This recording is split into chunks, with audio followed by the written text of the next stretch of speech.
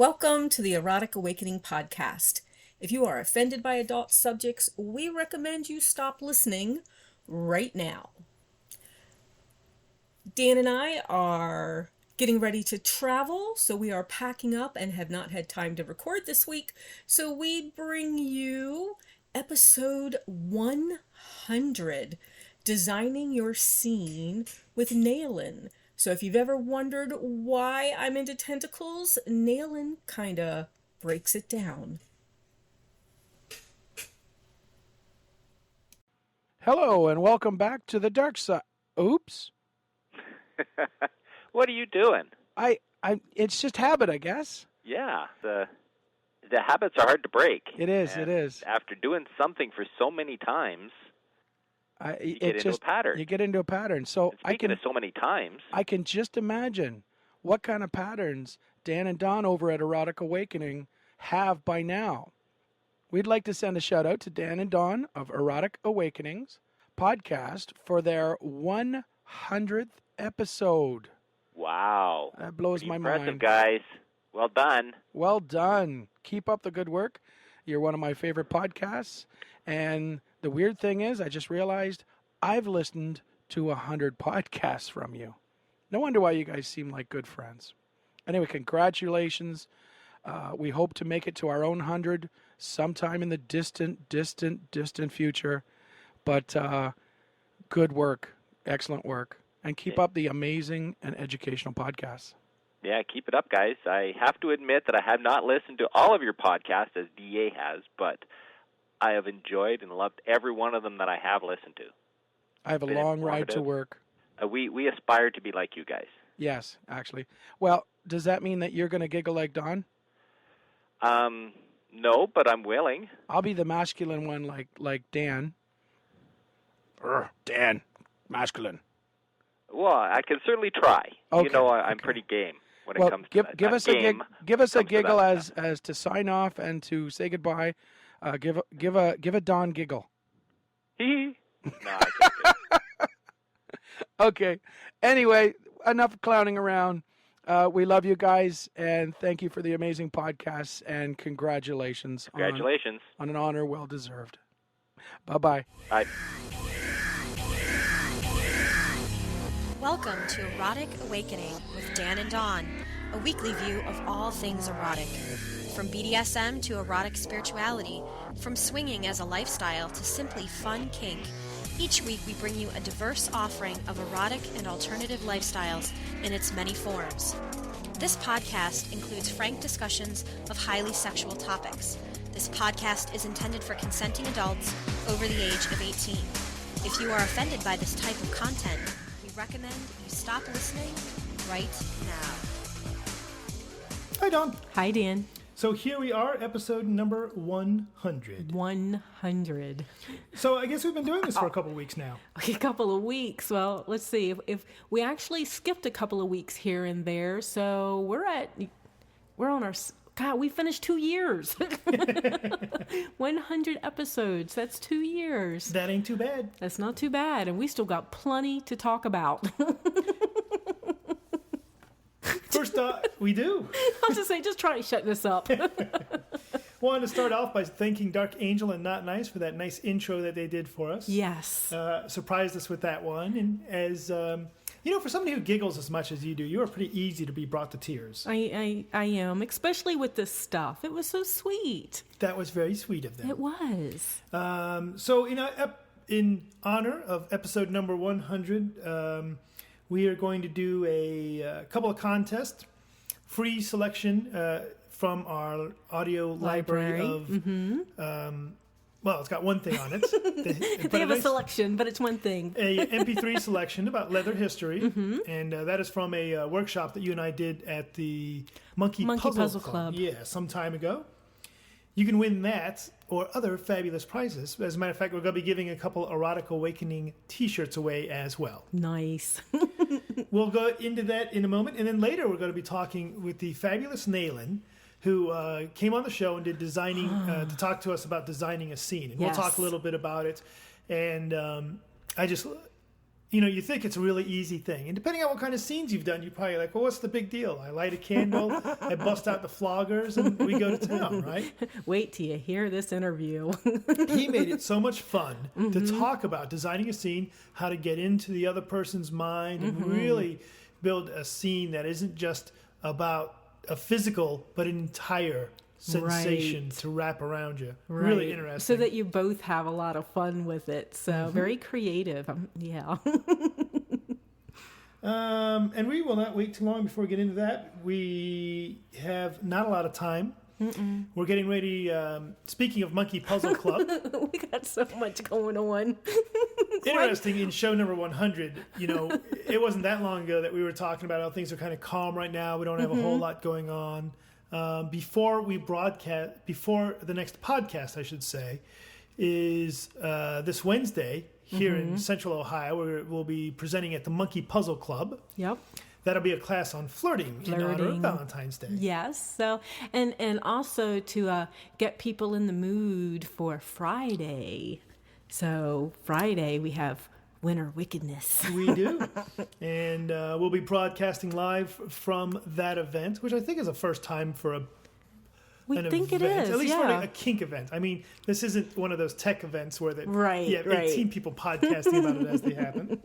No, this is, as far as we know, this is the first time for a kink event. And I'm just really looking forward to it because we're going to be set up behind a plate glass window right where registration's going on. So to me, it's just going to be neat. We're going to be able to see everybody that comes in. We're going to be able to wave through the glass. If people want to ask us questions, we'll be there to, just to be asked questions or for people to give their thoughts on the upcoming event. Sure. We'll have a couple of extra microphones set up if someone wants to jump behind the mic with us and talk about it, what kind of great time they're having so far. Absolutely. So, and Winter Wickedness itself is going to be a great time. So we've got, just this weekend, forget all of February, just this weekend we're going to be busy.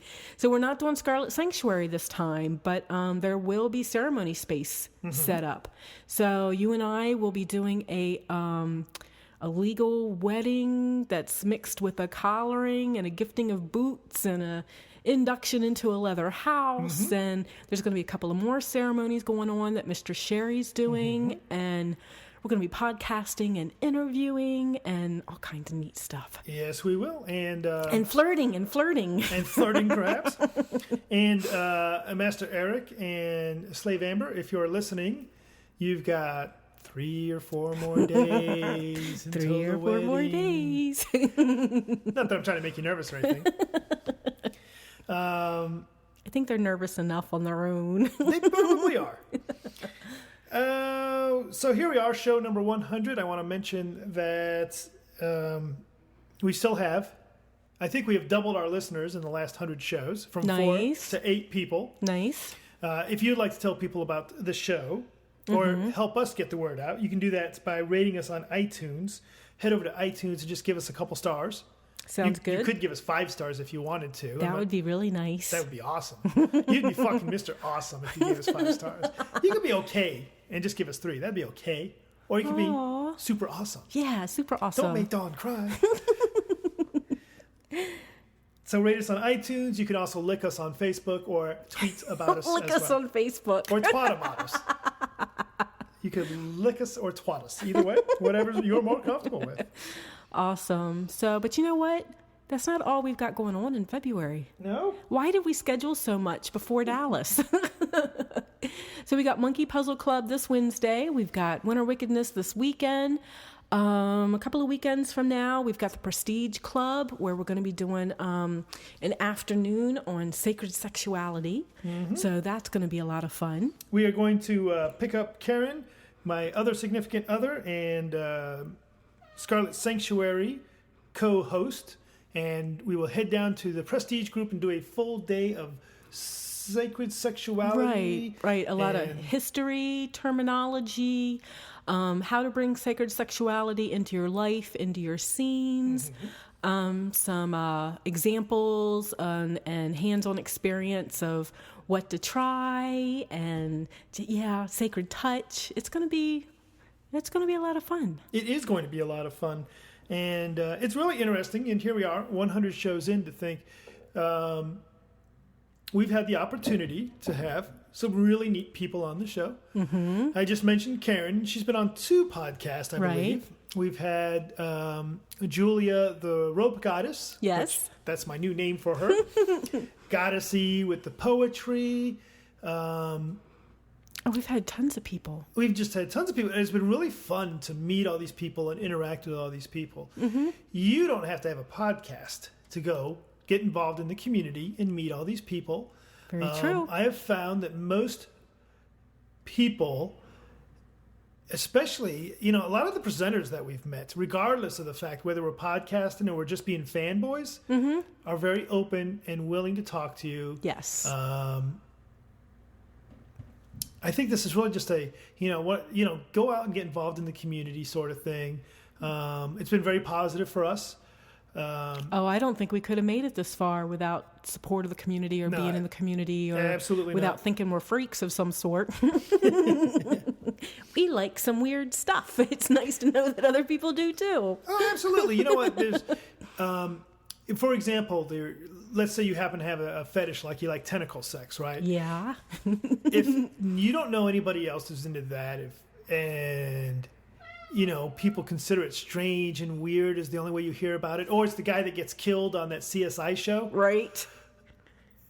It can be very difficult and scary to allow yourself to get involved in stuff like that. So one of the reasons to get involved in your community, mm-hmm. as we always say, is because you will find someone else who's into tentacle sex. And you may not get into the same thing, and they may not get into it with you, mm-hmm. but at least it's always nice to have somebody else who shares that same thing. With power exchange relationships, absolutely. It's huge for us to be able to be around other people that are in the same or similar dynamics that we're in, and to say, you guys aren't that weird. We have the same kind of relationship and the same kind of problems and the same kind of joys. Exactly. So get involved.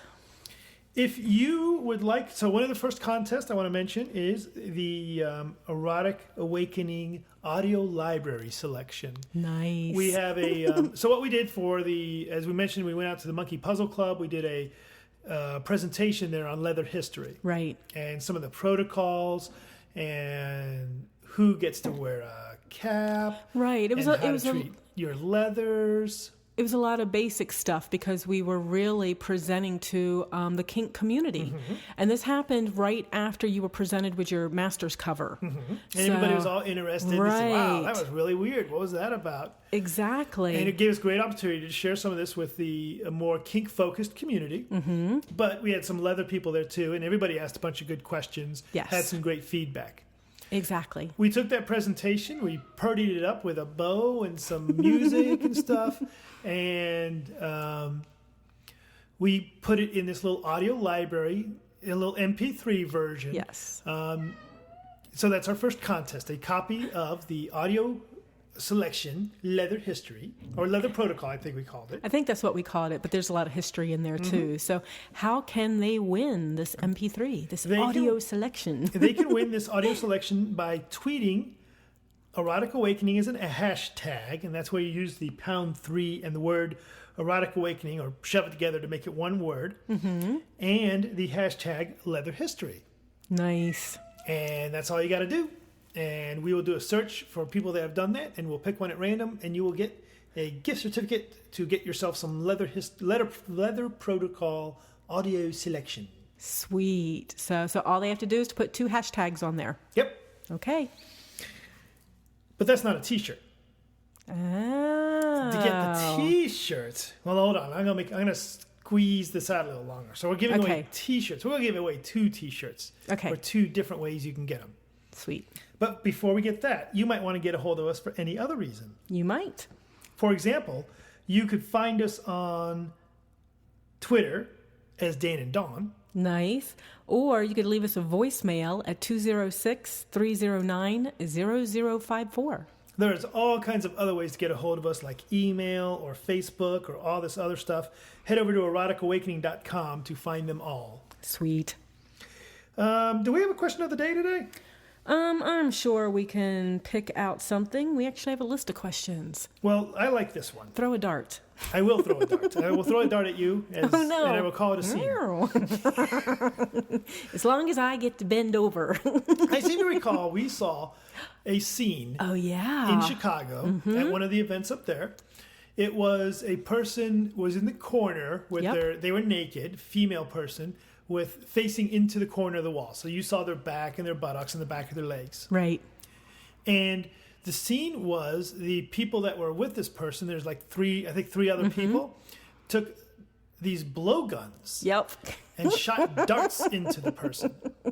They were just little darts, but it was so cool. That was something. That was something. That was different. It's not it's kind of rare that we come across different scenes. Would you call it edge play? I would. Yeah, I would have to. I would. Yeah, just because of the dangers involved. So I would want someone to have practiced on a pillow or something first, so they don't get me in the back of the head or something. I was going to say. Would you be willing to bottom for a scene like that? Yes. I noticed very little pause there before you answered. Very little pause. I was getting ready to put the caveat in of if I knew who the top was and knew I could trust them or whatever. But just the idea of the scene, yeah. I was gonna that say, just seems hot. As quick as you answered, you're already up tied to the St. Andrew's cross, and the first dart is sucking into your ass already. Yay. That whole get involved with community, so you know you're not the only pervert. Was that the question of the day? No, it wasn't. Oh, okay, I don't know good. how we came up with that. The question of the day today is, should a beginning submissive only trust an experienced dom? Now, for ourselves, I'm going to change the words on that. That's how it was asked. I'm going to change the words a little bit. Okay. Should a beginner bottom only trust an experienced top? Oh, okay. Well, that does switch it up a little bit. For some people. Now, some people like to use the sub-dom as interchangeable for top-bottom. Right. For people that are maybe new to the lifestyle, may not, have all their terminology and gear yet. What we mean when we say a top-bottom is we're talking about a play situation. I am the person leading and the person swinging the flogger. I am the top in this scene. The bottom, the person receiving the flogging or the spanking or whatever kind of, even if it's a power exchange, like play scene. Right. The person leading it, the person receiving it. So, well, as the bottom, would I only trust an experienced dom? And the answer is no. I mean, how are doms going to get experience? When they're new and young, they need to try it out on somebody. So who are they going to try it out on? Personally, I like helping new doms. So as long as they're willing to admit that they're new. If they go in it with the beginner's mind and they're all, just wanting to explore and allowing me to give pointers, or better yet, because I don't like topping from the bottom. I mean, I will if it's for a learning session or something, but if it's a scene, if you were there to let them know how to play with me, to me, it's just hot. And I would trust them. I've been bought in an auction before. And someone that had never played before bought me. And we negotiated, and then I let him have carte blanche pretty much. Though it was at an event, Dungeon Masters, you were there, so I was still in a safe place. But he got to try it out and explore and see what he liked. And like I said, I'd given him a few limits, where he wasn't supposed to go. And, and he honored those limits. And now I see him, God, that's been years ago. And now I see him at parties all the time. And a very sought after dom as well. Very sought after. So, someone's got to give them the chance. But like I said, I like them to say, hey, I'm new. Right. And then I would trust them more saying, hey, I'm new, than if they tried to come across as an experienced person and then hit me in the back of the head. And you know what? Actually, that's happened before. Yes.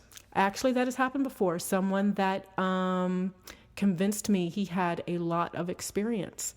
And then I found out it was all online. Yeah, which is a little bit different, the kind of scene that you can have on site. Yeah, swinging the flogger online is a little different than doing it in person.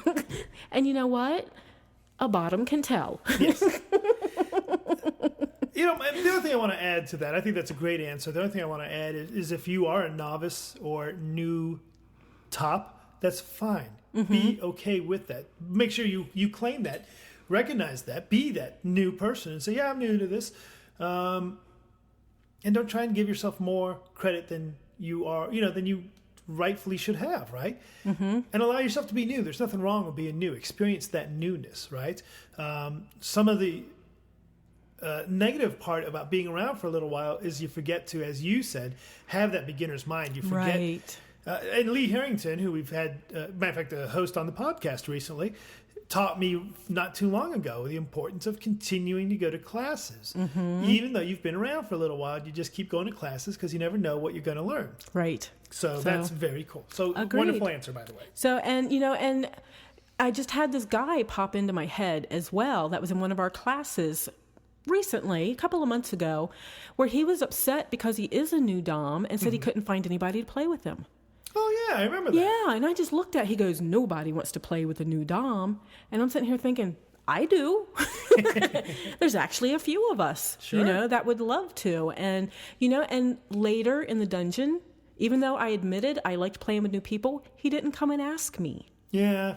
So because he's got that perception, he didn't come and ask me. And it's like, well, that would have resolved a lot of issues. Just ask. And as people know that listen to the podcast, if you're a podcast listener and they walk up and ask you, I'm supposed to follow through. I actually had somebody tease me about that when I came back from a party recently up in Cleveland. Oh, yeah? I went on a date, and I had a date with me, and he stopped me later, and he goes, Dan says all I have to do is ask, but I saw you were on a date, so I was good. But next time... There you go. That would be called a rain check. Yes. Well, I wanted to say out real quickly, I got this bag. Can we open that later? We should open that later. It's actually on the to-do list, I think. Sweet. So we had mentioned recently that Maui Kink has been supporting the podcast, and they sent us some printer cartridges, or at least money to go buy printer cartridges. And they said, hey, how we keep hearing you guys say that you would be happy to do a product review. How about we send you something and you can tell people about it? And we said, yeah. We said, yeah. Now, we can't do the product review yet because we haven't played with it yet. But here's what they sent. They sent us a bag of rope. And now they sent us a paddle and a cane as well. Now, the paddle and the cane are made out of bamboo. And you would think they're bamboo... sweet looking. You would think bamboo would... To me, if you tell me bamboo, it's going to splinter easy. It's going to fall apart. These fuckers are solid and nasty. They're lacquered, and there's no bendy to them. No, not at all. I did a little whacking of my own leg to see it. That fucker hurt. You could have a bruise. This is why I don't bottom or top myself. Apparently, I'm pretty sadistic. And they also sent us 25 foot of rope, and they sent us this really neat rope. There is yak rope, nice, coconut rope. I can't wait. And mohair, which we found out is from a goat. On the pre-show, we said, what the hell is mohair? And somebody in the chat room in our little pre-show thing said that would be Angora goat. That's what they said. I don't think that has anything to do with an Angora sweater. I don't even think it's called an Angora sweater. I don't know. It sounds kind of familiar. So there's the bag of rope. We'll be taking that to Winter Wickedness with us. Maybe someone will contact us and let us know. Or contact us and borrow the yak rope long enough to tie you up. Ooh. So, it's funny to talk about newbie doms. Yes. Or newbie tops. I'm a rope newbie top. I really don't know too much about rope bondage and that kind of stuff. Still getting used to that. Fortunately, I'm okay with telling people, hey, I'm new. Can I watch you? Can you help me? Can you show me? That kind of stuff. And there's some good websites out there as well. I think I've just thrown us back into the question of the day. Let's move forward. It's okay. I want to try the coconut rope or the fruit. I want to try the coconut rope. I want to try the coconut rope on you as well. And the bamboo paddles after you tie me up with the coconut rope. Is there anything in our toy box, either that we've just recently received from Maui Kink or that we've had for years that you don't want to try? No. Right. Hey, we still have a Lexian paddle that was gifted to us. We haven't tried either. It's going to be a busy weekend at Winter Wickedness, and we will try all those things. So before we get into our primary topic, I do want to mention how you can get a free t-shirt. Yay! How do you get a free t-shirt? Well, thank you for asking.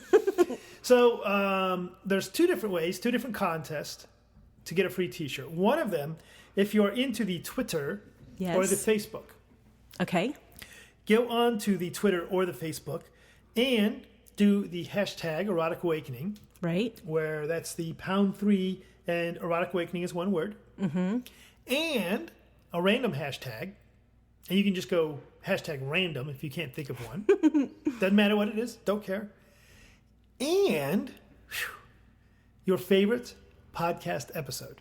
Nice.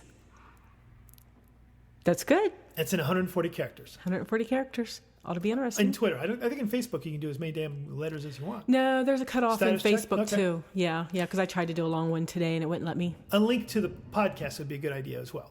Wow. That would be a awesome. lot to stick under 140 characters. That would be. And anybody who does that, of our 8 listeners, 3 of them have Twitter accounts. So you have a 33% chance of winning a t-shirt. Nice. We'll pick one to send them a free t-shirt, an Erotic Awakening t-shirt.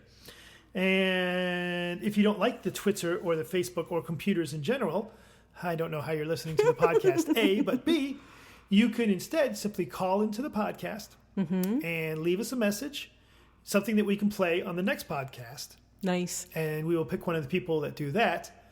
Of the 8 listeners, 2 of them have phones. Woo-hoo! So one of them may call in and they will win a t-shirt. Do you know what that phone number is? The phone number is 206-309-0054. I feel like a telethon all of a sudden. I know. So did you see me jumping in my seat though? I know it. Let me say it. So we have bamboo or coconut rope. We have bamboo paddles. We will be trying them out soon to let people know our product to review. Yes, we will.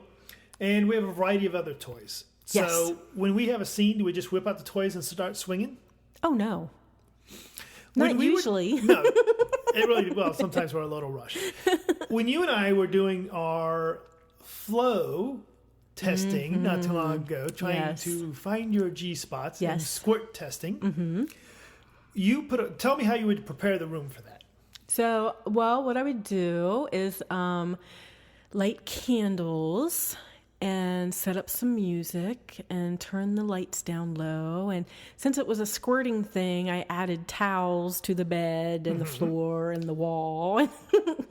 And then I put pillows down at the base of the bed, since that's where you were going to be, and just had it all romantic looking. Right. So, because that was our goal.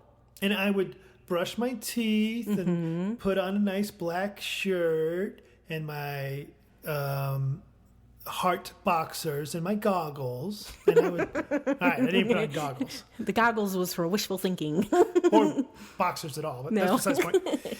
So, what we're talking about is not just going after what you're doing, but actually building an atmosphere around what you're doing. Designing a scene. Exactly. Well, even in the past, we used to have red rope lights. Oh, yeah. Around our bedroom because, we sleep in our bedroom. We talk in our bedroom. We dress in our bedroom. You have to shift the energy a little bit. So we talk in our bedroom while I'm trying to sleep. Well, that's true, too. Well, that's a different subject. But, we'd turn on the red lights and light the leather candle, the leather scented candle. Oh, yeah. And that would shift the mood some. So that's like minimum preparation. So, but we've done some kick-ass scenes before, like the witch hunt. Do you remember? Yeah, that took a lot of planning, and that's more on the level of what is going to be talked about during the interview. So with the witch hunt, you put a lot of work into that. So part of the work was trying to keep it a secret from me. Yes. So, but you put a lot of work into that, and that very much, you involved the help of other people in the dungeon without me knowing about it. You had costuming, you had the whole feel of it, and it was amazing. So you had the makeup and and everything to go with it. So anybody can learn how to swing a flogger. I mean, it's a matter of practice. Right. And there's plenty of people to teach you. And you can learn to be a great flogger. Put an X on the wall and strike over and over and over again until you hit the spot. Hopefully that's not that difficult for you to start with. No. But So yeah, anybody, but designing an entire scene and making it a memorable event and making it your flogging session something that people are going to think about later, that your partner is going to, reflect back on and say, wow, that was really intense. That entire event had me going. Yes. Is what we're talking about with our interviewee tonight. We first met Nayland at at one of the events right here in Columbus. Right. I don't remember if it was the one where everybody was frozen or the one where everybody was baking. I'm not sure. But it was one of the Adventures in Sexuality events right here in Columbus. He was one of the speakers and very impressed with that presentation. So we managed to track him down and we got him to talk to us about designing a scene. Yes. And I tell you, it takes the idea of, just putting together a good beating or whatever kind of scene you're into to another level. Oh yeah, he uses a little bit of the psychological stuff as well. What do you want when you say you like this? What does that really mean? Does that mean that you like this? And yeah, just the way he gets the nuances out of it. And he dug into you. He did. And the secrets of your tentacle fetish are revealed. And he did it in a way that made me learn some stuff about myself and explain things in a new way. So that was very, very interesting. So nice. With lots of giggles. Yes. Uh-huh. So, but it was octopus shaped and it had little tentacles. And I just thought that was cute. Nice. You're hearing Dawn talk to our guest tonight, Nayland. And before we could even start the interview, Dawn's gone ahead and started talking about tentacle sex to a complete stranger. No surprise to our podcast listeners. Regardless, Nayland, thanks for being on the podcast. I'm happy to be here. And I'm happy to learn about a pocket calamari, so I'm...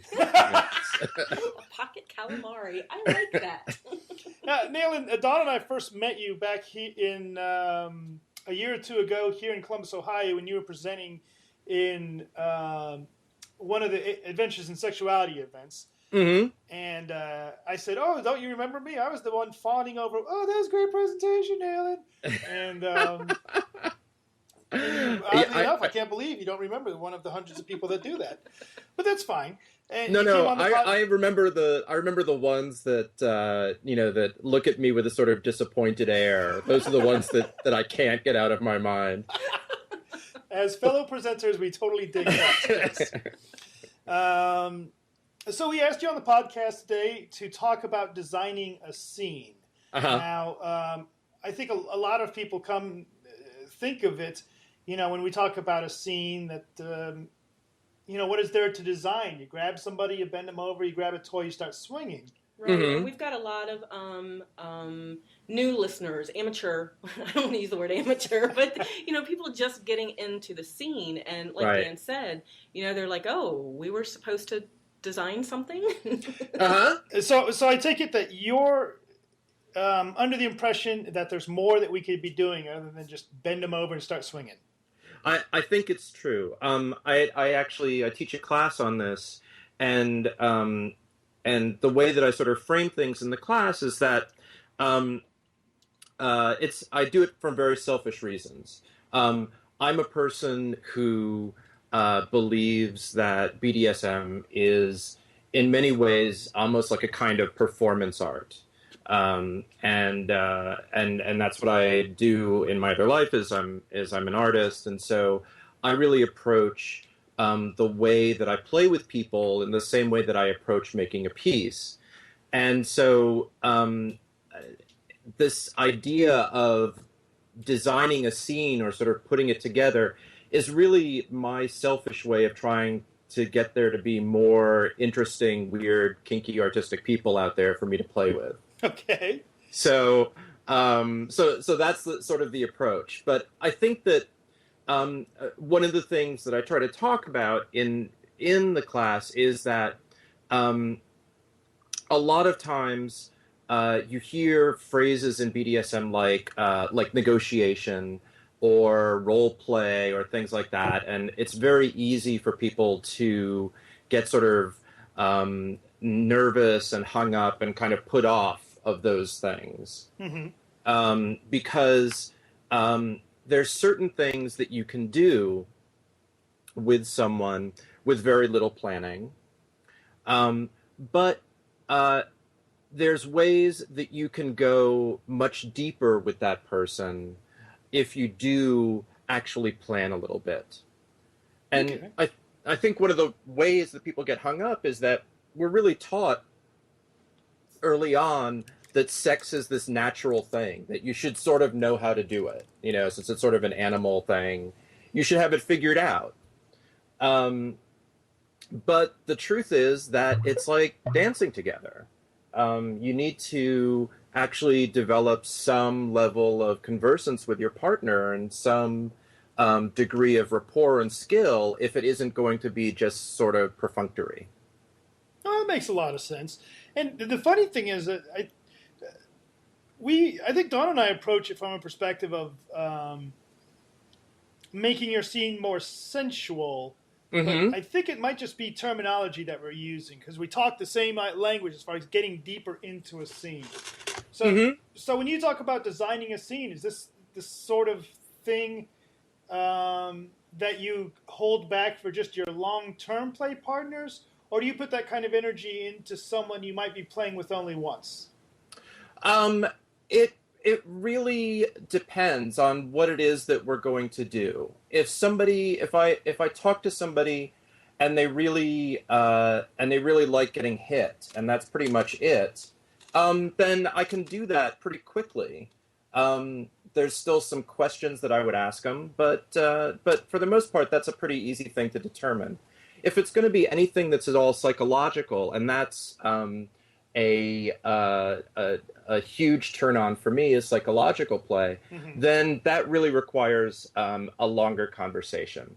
So basically, I have a 5-point easy action plan for how to put together a scene.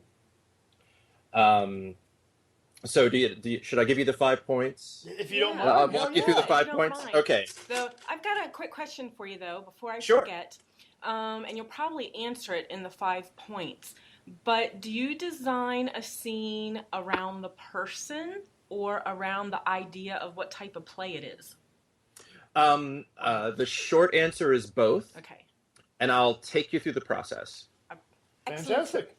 So step one, like all great plans, begins with masturbating. I can't do that right now with a broken paw.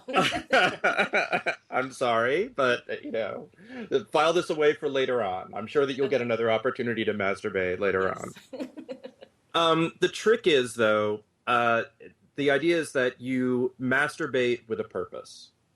And the purpose is to really pay attention to what comes up at the moment just before you're about to go over the edge.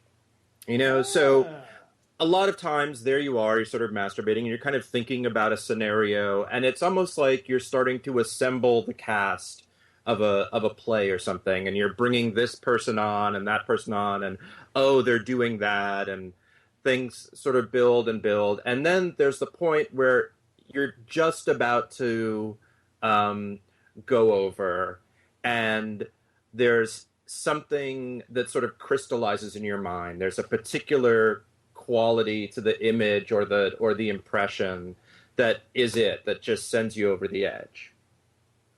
So the first thing you do is pay attention to what that is. Like note what it is that really did it for you that time. And think about other times when you masturbated, like, what does it? What's the thing that really does it for you? Very cool. So that is going to be your goal. That's the thing that you want to get to in the scene, is that particular thing. So one of the ways that you get to it is step 2, which is research. You sort of ask yourself, what is it that reminds you of that image? Like, where have you seen that before? And often a good place is to think about like movies or TV or books you might have read. So if I may, if one of you wants to be the experimental subject here. Anyway, we're gonna do rock paper scissors real quick. Okay. Don's the experimenter. Okay. So Don, Yes. what's something that really does it for you? What's something that is super exciting for you when you think about that thing that's just great, that just sends you over the edge? Kind of, what is that? Wow, there's actually a lot of things. Well, tentacle sex right now. Okay. So, but what is it about tentacle sex? Oh, that one's easy. It is the forced aspect of it. So, and what I figured out recently is that it's the forced aspect with an alien concept. Okay. So, yeah, it's the whole legs spread apart and there's nothing you can do about it, and it's a beast you don't know how to communicate with, and things like that. And what she's expressed to me before is that because it's not just a mock rape. Yeah. It's not some guy. It's some alien creature, which makes it so easily to lock into I guess I'm just a poor helpless human against this beast. Right, where men could actually like say words that might trigger me or something in a mock rape scene like that, and an animal could not. So and I'm not into bestiality. Well, never mind. That's a different. Oh, I have to think about that one. I'm thinking tentacles. Yeah, right. Exactly. But anyway, she'll be masturbating to octopuses later to see if that actually fits into her. But so we have some research. Okay, there you go. So in other words, there's no remorseful tentacle monster the next day, right? Being like, "Oh, I'm really sorry that I did that. I was drunk," and right. So you're just going to get used, and that's that. There's, okay. So think about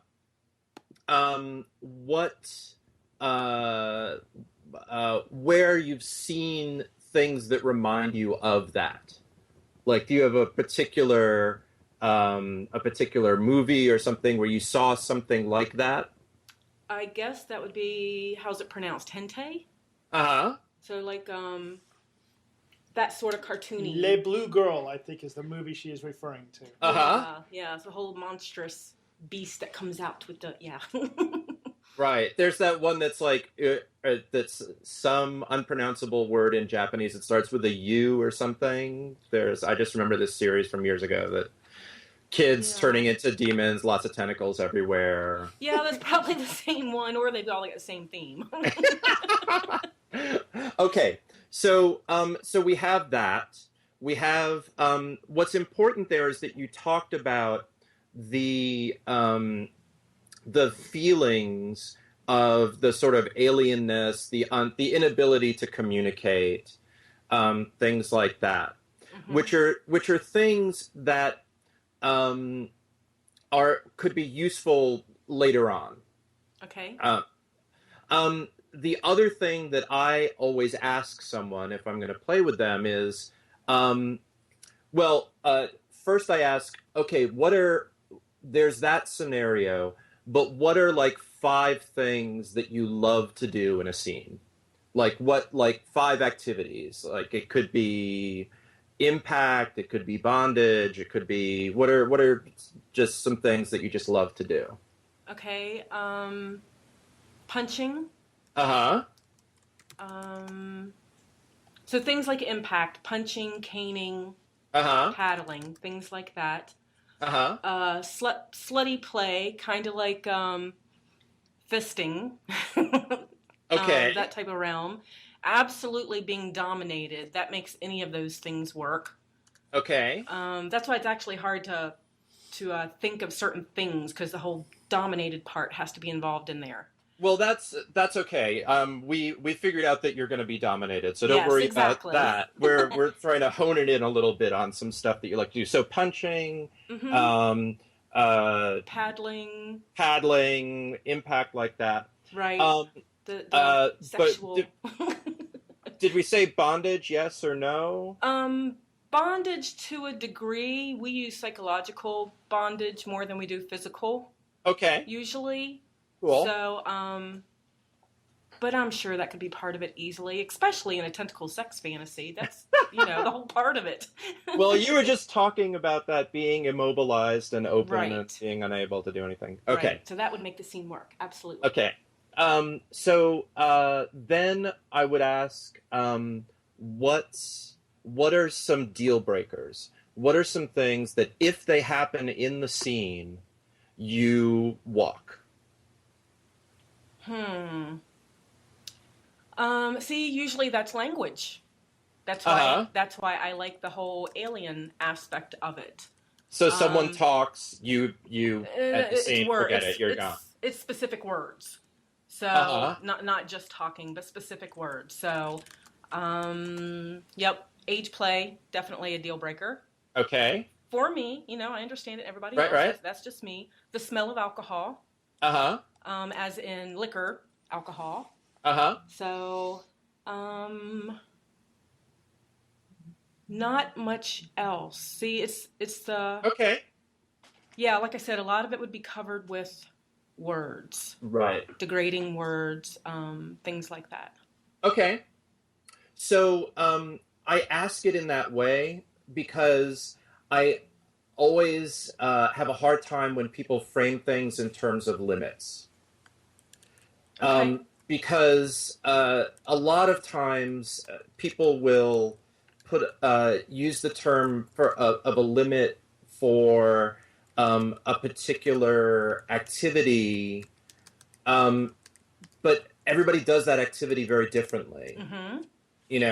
So I've been single-tailed by people and hated it, and single-tailed by other people and loved it. Oh, absolutely. So that's why I always feel like when it's a deal breaker, we've just negotiated, right? I've just figured out that there's a certain number of things that if they happen in the scene, you really like them. And then I also know that there's some things that if they happen in the scene ends. So I assure you now that in this scene that we're going to do, those deal breakers will not happen. You don't have to worry about them occurring. Excellent. And that's the thing I think is a little bit of a better situation than with limits. Because I find that when someone puts out a limit, then all of your energy goes into worrying about whether or not you're approaching the limit. Exactly. Oh, that's an interesting way to look at it. Yeah. It's sort of like, okay, I like thuddy but not stingy. And then the person's hitting you, and you're going like, is that thuddy enough? Is it getting a little stingy? I don't know. Am I getting near my limit? Et cetera, et cetera. And I think it takes you out of whatever it is that you're doing. Well, that's a great way to look at it. It's a great way to keep your energy in the right place. Mm-hmm. I think it's really helpful that way. Yeah, I like giving Dan a clear palette to work with, and knowing myself enough to know my couple little deal breakers. I like that word. So, and that just gives you a whole gamut, a whole spectrum to work with. Mm-hmm. Yeah. So now we've done some masturbation and we did our research. And now on to step 3, which is write the script. So what I do at this point is I take that cluster of things that you really like, I take the thing that's your goal, and then I sort of look at what parts of it would work for me. Like, what are the things that I generally like to do? What are the things that I'm excited by? While I do not have tentacles yet, hope springs eternal. I do really love punching. I really love impact. I love fisting. I like that sense of being, that sort of communication being cut off and sort of there's an interesting way of being able to hook into being a really cruel top at that point, because you can, the possibility of empathy isn't there. So it's interesting to kind of be able to put that away. That's something that would work for me. So I start to think about what's a scenario where those things could happen. So let me ask you here: do you ever get to this spot, right, where you're at the point of writing the script, or maybe you're still at the research phase, and you realize, I got nothing. This is not the kind of person I want to play with. And you just scene that you want to do, or the kind, like, for example, if Dawn laid out what she laid out, and you like very soft stuff, and you like bunny fur gloves, and girls with big long beards. Dawn doesn't have. Do you ever start getting to this point and saying, yeah, we're just not going to be able to play? Sometimes, but to me, part of the excitement about putting a scene together is trying to find the way to make it work. Okay. And so a lot of times there'll be things like, well, I never really thought of that in that way, but we'll see what happens. And I like the methodology of being able to come up with a scenario that works for both of us. And I think one of the ways of doing that is not being too wedded to a kind of script. Like, often people think about script in terms of like a bad porn movie or something. Right. So I'm supposed to now imagine like, halt, Earth Woman. Now you are at the mercy of my tentacle empire. And, and you're supposed to be like, oh, yes. Oh, I am helpless in your freeze ray, or whatever it's going to be. Yeah, both of us, work. Suddenly it's like, this isn't as hot as I thought it was going to be. Right. So, yeah, I was going to ask about that, is how tight is your script, or do you leave room for intuition and going with the flow? That's why I think it's helpful to think about the script as a kind of a roadmap. Okay. And not as like a series of steps that you have to take. So if the roadmap is that you're going to be immobilized and violated by a force that is not going to speak to you, is not going to be empathetic, is just going to use you, then there's a lot of ways that we can make that happen. Sweet. Without having to necessarily don a particular costume. Right. So Exactly. that brings us to step 4, which is play the scene. And I use play both in sort of the acting sense, but also in the sense of like a sport. So the things that make like a good game or a good sport are 2 things. You have to have a set of rules that are comprehensible to all the participants, so that there's a certain limit on the amount of things that can happen in the scenario. And then you also, that set of rules has to be flexible enough so that there can be unexpected outcomes. Because there usually are. Right. So it's like, if you think about when you're a kid and you play with other kids, it's really frustrating when you have someone who changes the rules all the time, right? Like, oh, you're it. Okay, now this is home base. No, wait, no, this tree is home base. No, run over here. No. After a while, you stop playing with that kid. Right. Because the rules are kind of meaningless. Similarly, if everything has to proceed in one particular way, then there's no, then you can see the outcome from the beginning, and it's not exciting. So when you think about something like basketball, it's a great game, and so many people get into it because the rules are comprehensible, but they're flexible enough that you don't know the outcome at the beginning. Makes sense. So that's the spirit in which you should sort of play the scene. Now, to me, if I'm thinking about this scenario for you, we got to figure out a way to get you immobilized. It seems to me like there's a certain sort of textural, certain sort of texture thing about the tentacle that's probably exciting for you. And there may be a number of ways of doing that. I'm thinking like, okay, if we have some rubber gloves and those are filled up with a kind of gelatin or something, and so if that's happening, then we got to figure out a way that you aren't necessarily seeing that. Right. Right. So that means we're going to have to figure out a way to blindfold you. Once we blindfold you, it becomes a lot easier. Suddenly it doesn't just have to be me doing this to you. We could bring in any number of other people. Please do. Yeah. 8 arms, yeah.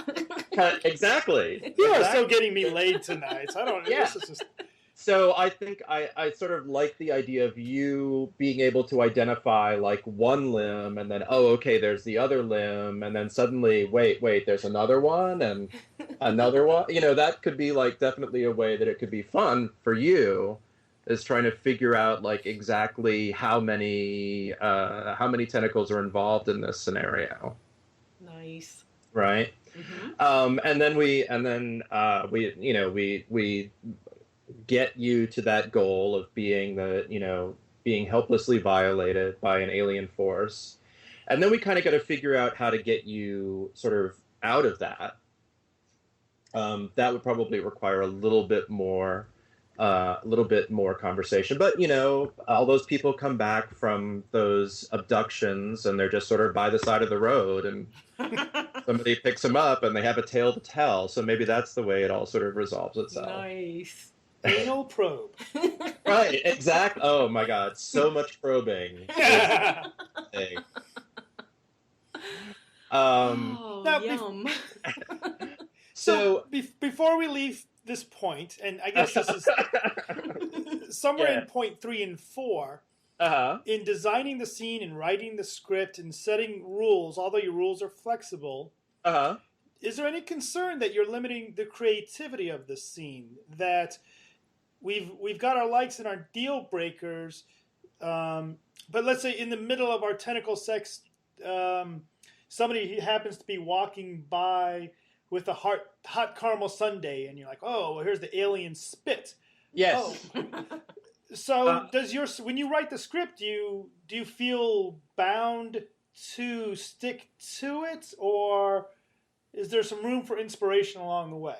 I think that's a great point, and there definitely is room for inspiration along the way, and partially one of the reasons why we spell out the deal breakers is that we have the assumption that, okay, here's the things that you always like to have in a scene, and those are going to happen. You can feel good about that. Here's the deal breakers. You know that those aren't going to happen. And then anything else that happens in there, we're going to see what we think about it. It might become like, you might get impregnated with like alien baby. That might happen, what's the thing that was on Futurama? These aren't tentacles, they're genitals. Not Zoidberg, was it? There's a bunch of other things that can happen as long as they're not the deal breakers, Okay. Okay. And so, yeah, that's, I think one of the fun things is getting to see all of the possibilities that how it can play out. And I have an example that I'll present later on, but, okay. So there's, let's see. Okay. So, that also brings me to step 5, which is process and repeat. So after after a reasonable amount of time, after doing the scene, you sort of wrapped it up. Sit down and talk about how it went. Talk about what went well. Talk about what didn't work. So it could be, well, when you started, when it was clear that I was going to be impregnated, with the alien spore, that wasn't so much fun. But when the alien was spitting the heart caramel on me, that was amazing. Right. And go through that process. Now, a lot of times people ask me, okay, you're having all this conversation. If somebody's bottoming it, does that mean that they're sort of topping from the bottom? Yeah. And I don't really believe that. I'm personally a switch, but at the times when I'm dominating someone, I want to know what's going on with them. Right. Even if it's just about giving me more ammunition to use against them later on. But, if there's something that's problematic for them, I want to know it. I don't regard that as an affront to my authority if they tell me that something isn't working. See, and I always see these as a potential of learning about self process as well. So for me to be able to vocalize something after a scene, something I've learned about myself, maybe the hot caramel felt like vomit and I don't, it doesn't do it for me, Right. I'm going to know that later. Yeah. No vomiting on me during a scene. Yeah. Well, and to flip that into the other direction of the positive, for me, the best at times I've ever had in kink, and the reason why I do it is the moment where I'm having this incredible time and I'm like, oh my God, I never thought I would find this hot, but I totally am. And then it's like, okay, what's that about? Why am I now finding this aspect of it really arousing? And that is a process, and that's why I link it back to the art-making process. It is a process of self-exploration. It is a process of being able to come to new definitions about yourself with someone else. That's the amazing thing about thinking about scenes in this way, is that it becomes a vehicle for both of you to explore your entire erotic repertoire and learn new things about yourself and each other. So that sense of going back through and rehearsing and talking about it is, I think, really crucial. And it means that the next time you play, you understand other ways that you can sort of get to the same place, or other aspects that you can emphasize or change as you go through it. Sweet. Yeah, it makes sense. Makes a lot of sense. Could you apply the same 5 points to something that, obviously a tentacle sex scene, well, it's going to take a lot of designing. It's going to take a lot of forethought to pull something like that off. But what if it's, somebody wants a scene a little simpler than that? Something like, oh, I just want to be a cathartic flogging, or something like that. You could still apply these same steps to a scene like that as well, I assume. Sure.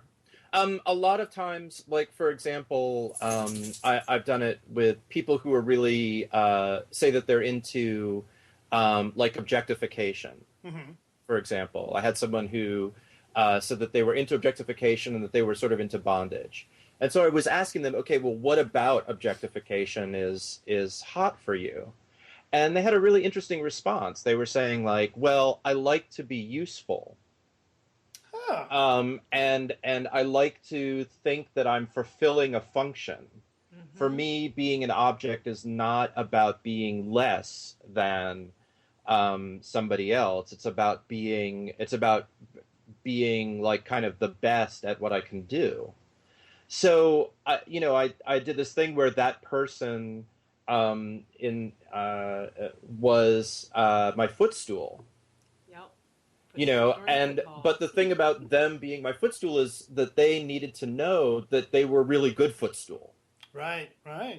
You know, that they were, and so I was able to objectify them, but also kind of show them off a little bit, you know, Yeah, right. and that, so it doesn't necessarily, and one of the nice things is that down the road, because I knew that thing about successfully fulfilling a function was the thing that was hot for them, I was able to do things like we would be out someplace and I could have them just hold something. Mm-hmm. And we could do a little sort of DS thing that was about, you know, I could say to them, like, I know I can trust you with this, hold this. You know, hold my camera, hold this, and it would be something that would almost be sort of undetectable to someone else looking at it from the outside, but was about touching and acknowledging that place that was really exciting for them. Yeah, that makes my heart mushy. I really like that scene.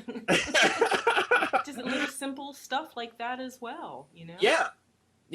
I mean, often that can be sort of the hottest because you can do it in public and it doesn't, it's not like you're, you know, asking everybody around you to consent or something, but that you develop a kind of private language with the person of like what that really means. Yes.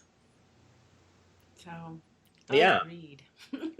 So that's a really fun thing. And, you know, then also you can do kind of much more elaborate things with it. And one of the things that I feel lucky about is that over the time that I've been doing this, I've developed some, you know, I have some people who I basically call co-conspirators. And you mentioned Lolita, and she's one of them. And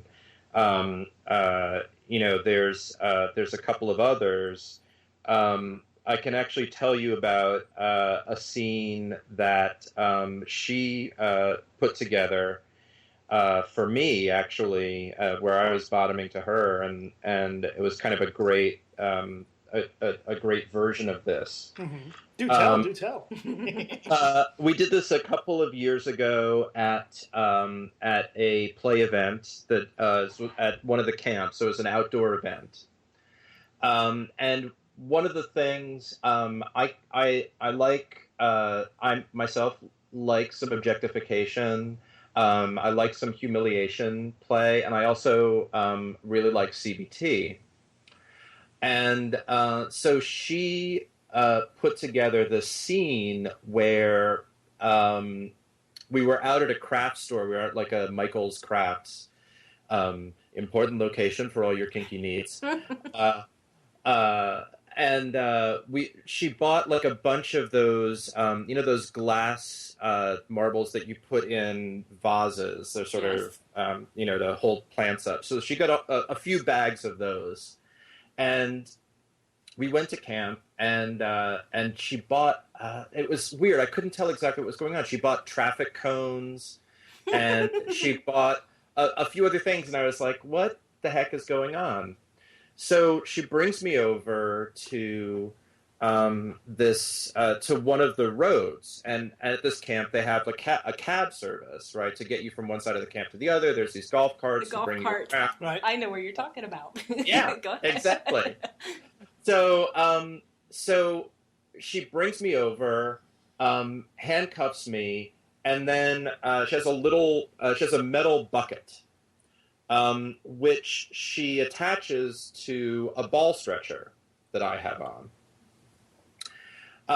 And we have another couple of friends join us, and they have a big, long bamboo pole that's like about 8 feet long. And basically, we set up a toll booth.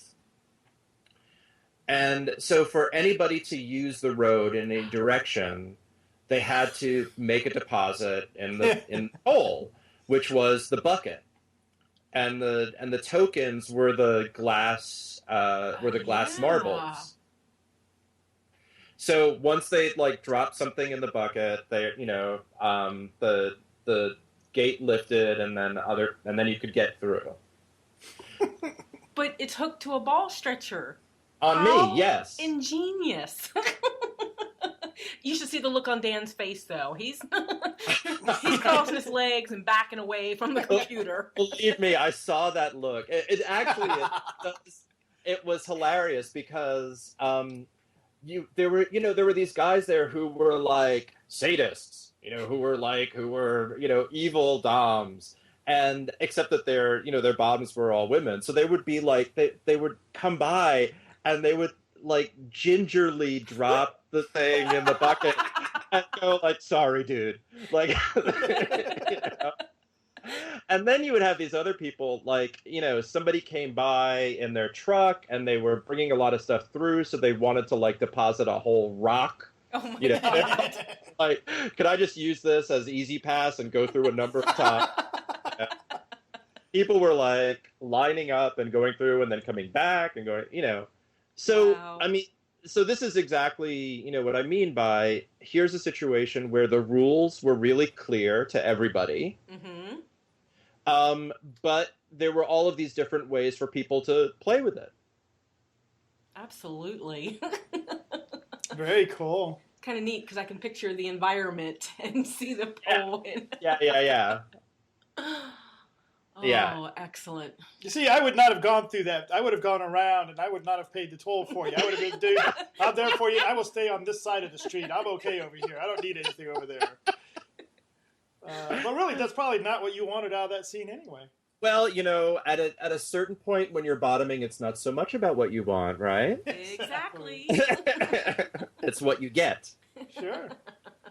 But yeah, it was really fun. And that was part of the thing that was great about it, was that there were all these different ways for people to participate or not, or, and so I think that's the sort of thing that, for me, I can't handle, I don't like my kink to be too ponderous or too, too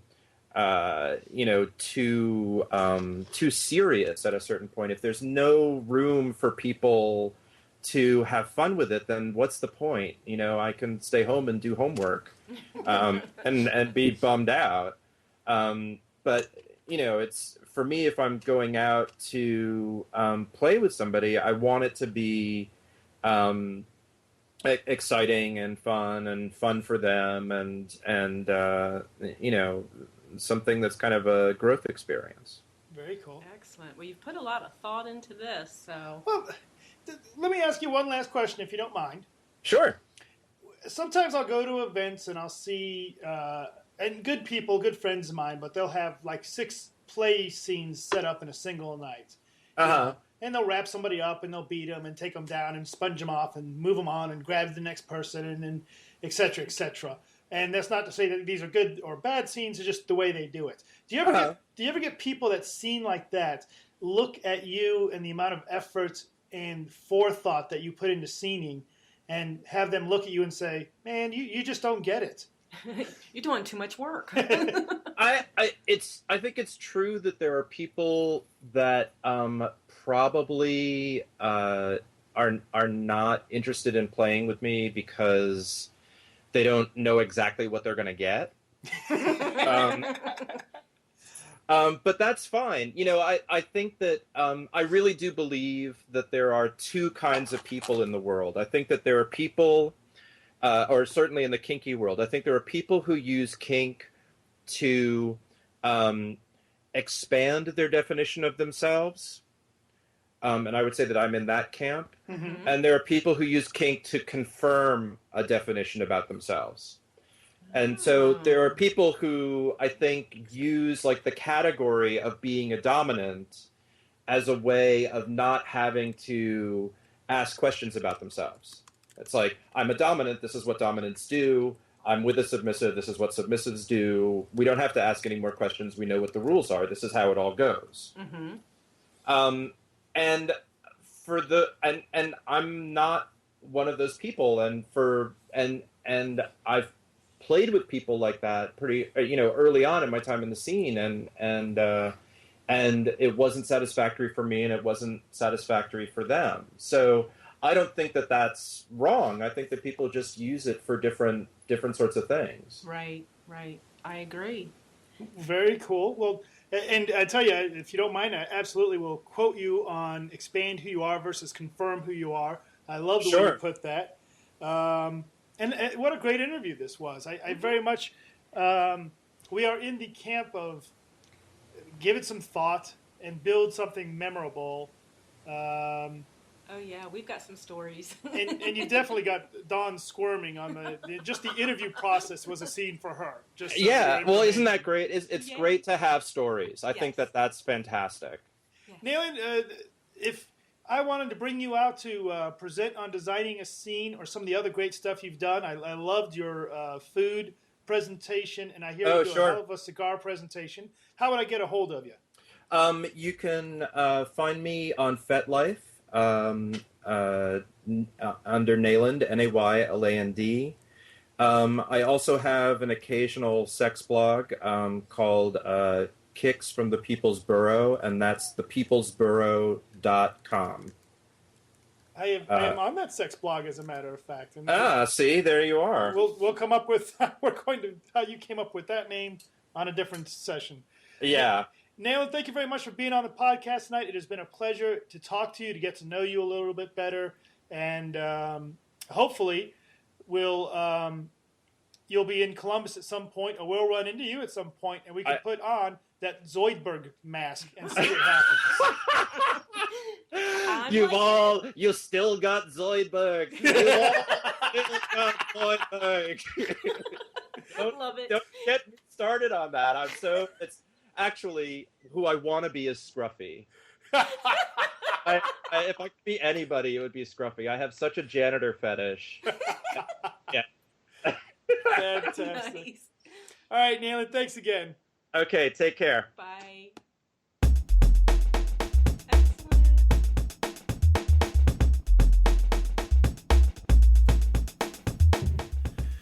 Adventures in Sexuality is sponsored in part, or also you could say, Erotic Awakening is sponsored in part by Adventures in Sexuality, Central Ohio's kinky fun group. Visit Adventures in Sexuality at Winter Wickedness or adventuresinsexuality.org.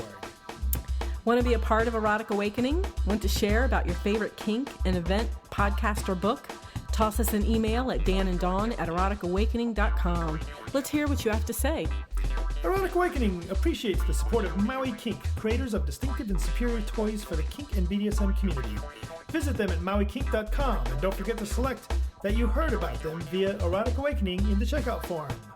Did you know you can buy an Erotic Awakening t-shirt or various selections from the Erotic Awakening audio library? Visit the shop and support page on the Erotic Awakening website. 100% of what comes in from the audio library sales goes to our Title Defense Travel Fund. The dollar we make when you buy a coffee cup goes to printer cartridges for the podcast. Thank you for your support. Fuck the contest. Just go buy it yourself. Exactly. Erotic Awakening is proud to support the Leather Heart Foundation, a nonprofit charitable organization dedicated to assisting those in need within the kink and leather community. Find out more at leatherheart.org. And music heard on Erotic Awakening is provided from the Podshow Podsafe Network. More information at music.podshow.com. Dawn, it's been 100 episodes. Thank 100, you. Yeah. Thank you for sitting across the microphones from me. Thank you. I like seeing your smile. Bye, Dawn. Bye, Dan.